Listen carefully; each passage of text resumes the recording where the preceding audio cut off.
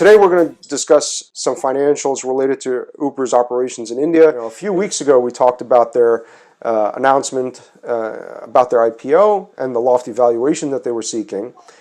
Recently we got a glimpse into the financials of Uber India. A couple of blog posts and I think it was ET covered this. For the fiscal year ending March 31st, 2018, Uber India's revenue spiked 21x to approximately $3 million or 20 crores. And the profit in India for the fiscal year was around $30,000 or 20 lakhs based on today's exchange rate or a recent exchange rate. $3 million was their total revenue in 2018, or at least for that fiscal year. I was shocked when I saw $3 million as the total revenue. Of course, that's not the... It's just shocking because I can't believe that number. Meaning it's hard to believe. I thought we had made an error when we put that number into our pitch. So I'm kind of blown away that where is all that money going to? Yeah. To contrast these numbers with Ola Cabs, Uber India's biggest competitor, in 2017, Ola reported revenue of approximately $178 million.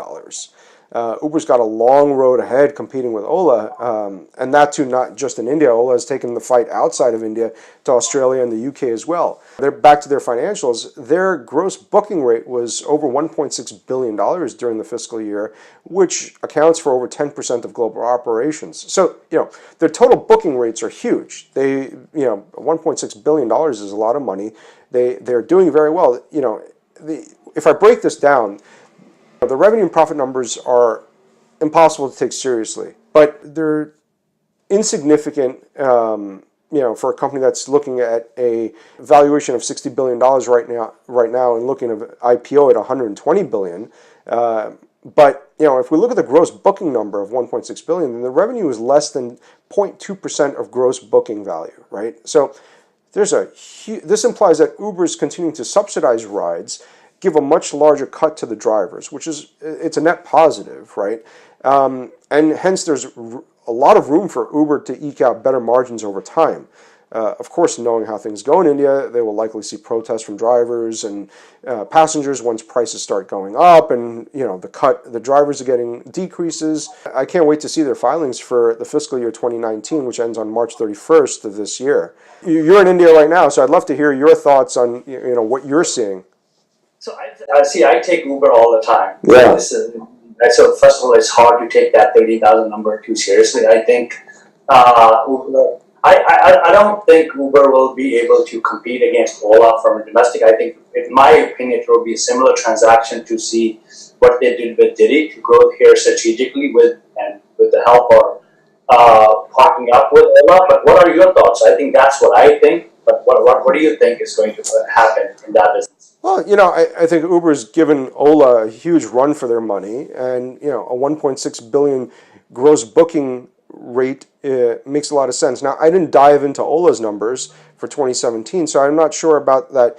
What was it? 178 million revenue number. Is that top line? Does that include gross bookings? I'm not 100% sure, so I don't want to say that it does or doesn't. But if I look at the 1.6 billion that Uber's booking, that's impressive. That's not a small amount for taxis across India. And if you think about it, the number of people that are signed up on both platforms, number of drivers that are signed up on both platforms has increased. I don't know about recently, but in the past, people would sign up for every one of these ride-sharing apps, and whichever one was giving them the best rate is the one that they would use, right? Both on the driver side and on the passenger side.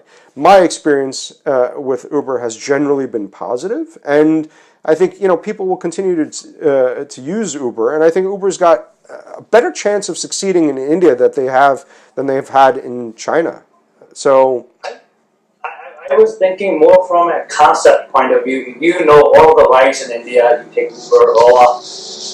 It probably lasts, or most of my rides, they last more than 30 minutes because it's a congested country, and I think there's a lot of traffic. But I think them having in-screen, in-cab entertainment, I kind of like that feature. So whenever I'm traveling 30 minutes plus, I always take Ola because they have that tablet. You put the news on. Yeah. You put something else on from that feature perspective. Yeah. I kind of like Ola, but Uber, I think they have huge deep pockets. They definitely gave Ola one for its money. Yeah. But I still can't see the number they put up in 2018 in the statement. Should we take that seriously? Yeah. Yeah. No, I agree.